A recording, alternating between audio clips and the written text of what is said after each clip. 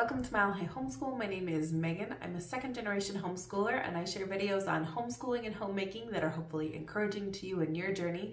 And today I wanted to talk to you guys about toy swaps and how that helps us keep clutter under control in our house and just makes things a little bit more manageable. So, what is a toy swap other than moving a whole lot of boxes around? Well, I found a few years ago that I was already getting overwhelmed by the amount of toys my kids had, and I felt like they were overwhelmed by them as well. They weren't keeping their interest in them or anything like that. So, we started doing a thing where for part of the year, the majority of the toys are in storage, and then every couple months we swap them out. So, you can see on this paper here, I have it split into three parts of trimester one, two, and three. And during that trimester, different sets of toys are out and the others are all put away into storage. Now, the reason I do it this way is, like I said, I find that the kids are more interested in their toys for longer when I go ahead and do this. And so it's like the entire 4 months, they're really into the toys that are out. And then by the end of it, they're kind of over them and they're like, all right, cool. And so then I swap them out and they're super into the toys again. And so it helps a lot with their independent play.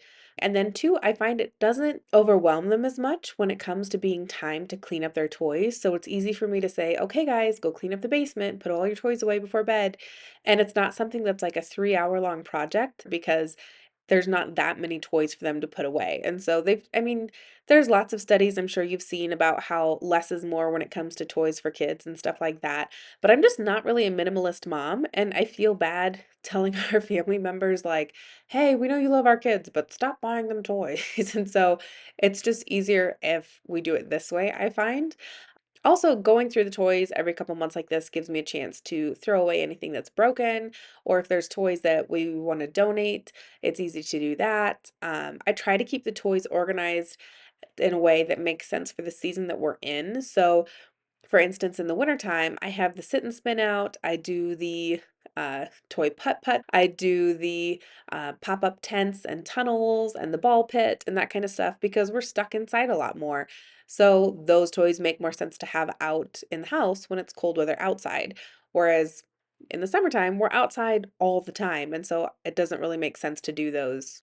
Or like another wintertime toy that we do a lot is the giant floor puzzles. Like all of our floor puzzles are out in the wintertime, not the rest of the year. But it's not like I never have any toys out in the rest of the year or any puzzles out in the rest of the year, just not the floor puzzles. So it just is an easy way to keep the toys under control for my stress level, for their stress level. It keeps them interested. It makes it easy for them to clean up. I always try to keep uh, different types of toys out, just not the same toy every time. So what I mean by that is there's always some kind of building toy out. So part of the year it's wooden building blocks, part of the year it's the Duplos, and part of the year it's Magnetiles. So there's always some kind of building toy out. It's just not the same building toy all the time. Or there's always some kind of imaginative play out. So sometimes it's the toy food and kitchen stuff. Sometimes it's the toy doctor stuff. Sometimes it's all the dress up stuff.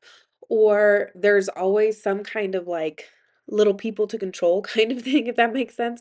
So part of the year, it's like a buildable, take apart and put back together, like tractor and farm set that we have. Part of the year, it's the Fisher Price farm set.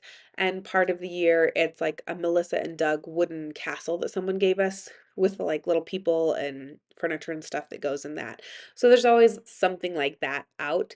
It's just not, we don't have the castle out 12 months out of 12 months. And the reason why is because I know that type of play is good for their imagination, but it's also good for them to have that variety, I feel like, of, hey, it's not always the same thing over and over again. And I mean, it just helps to keep clutter down and that kind of stuff. Because while our house is a good size for us, it's not a huge house, and I didn't want it to be overwhelmed with kids' toys just out all the time. Um, I know some families operate that way, and that's awesome for them, but for me, it just didn't work well for me. And so I try to keep all their toys fairly well under control by doing it this way of just swapping out when we need to. Eventually, I'm hoping to get to the point where I can have specific boxes set aside for like the specific trimesters of like, this is trimester one toys, and there's trimester two toys, and trimester three are out. And then it's just easier to swap them. But I'm not at that point right now. So unfortunately, you'll see me, I have to like open up and go through a lot of boxes a lot of times. And you'll see here, even stuffed animals get swapped out. So there's always stuffed animals out, but there's not always the same stuffed animals out. And the kids, they are used to the toy swap. They're aware of it. They understand how it works. And so they know, like, hey, mom, like, where's this toy? And I'll just tell them it's in storage. And they're like, okay. And so they know they have to wait until it's that toy's turn to come out and play. There are some toys that, like I said, will get put into the donation bin, or some toys that get broken and that kind of thing that we need to throw away. But this is a good way for me to keep a handle on that as we go through this. I also liked it at the end. I'll show a picture of it, but you can see even on the wall there, I take a picture of their play area at the end once it's all set up, and I put little emojis where the toys belong. So that way the kids know how to clean up. And so when I say, it needs to be cleaned up this way, they can just look at the picture and make it match the picture, which is great. And the reason why I take the time to put the emojis on the bins is because I want the kids to know where their toys belong. It's that idea of there's a place for everything and everything can go in its place. Because also too, once they have that figured out, then they're not coming to me and saying, "Well, mom, I can't find this toy." And it's like, "Well, did you put it where it belongs?" And if they didn't, then that's their problem to find it. But if they put it where it belongs, they can always find their toys, you know? So it's a simple way to do that as well. There are some toys that always stay out all year long. So like my daughter's dolls always stay out all year long. Or we have like the little wooden puzzle sets, those are always out. I talked before about our Tony box that never gets put away. We have like little foam building blocks and the little alphabet wooden building blocks. Those are out all the time, that kind of thing.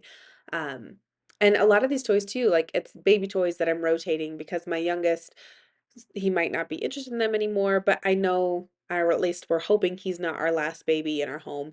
So we want to still keep a handle on the baby toys or have them available for when the next baby comes, you know? So some toys are rotation based on age, some toys are rotation based on season, other toys stay out all the time. I try not to have a ton of toys stacked up on the bookshelf because once again, I just feel like it looks cluttered and it teaches them to just stack toys up there instead of put them away where they belong. Um, so it's just a simple thing for me. It was a tricky thing at first to put into place. So if it was me and I was starting from scratch, I would recommend doing your first toy swap or like starting this kind of a system maybe right after a birthday or right after a holiday when you get a bunch of toys. So like right after Christmas time is a good time, or if you have any birthdays coming up right after a birthday, because usually the kids get toys for that occasion. And so they're excited about them. You can put other ones away, kind of minimize what you have out. And I'll talk to my kids too, and like I'll show them like this is where everything goes at the end of it. Is this too much for you? Is this going to be enough? Do you think you guys are going to be able to keep track of it all, to put it all away, to manage it? Because if they from the beginning feel like it's overwhelming, then I know I need to put more toys into storage. So I try to make them part of it in that way. I don't have them help me do the toy swap because that is just a recipe for disaster. And it does take a while. Like it's very sped up here, but it took me at least a good 2 hours to do this toy swap. That might be a little exaggeration, maybe like an hour and a half. And that's to like get all the boxes out of storage, do the toy swap itself, put all the boxes back away, all the toys away, that kind of thing. And I like try to clean and vacuum and get the picture printed out and hung up on the wall and that kind of stuff. And I know the kids would love to help, but I just know it would be a little bit slower. So here's the picture like I promised. But be sure to like and subscribe and comment down below of what you guys do to keep your toys under control and how you work to keep your home clean. Thanks so much for tuning in, and we'll see you next week.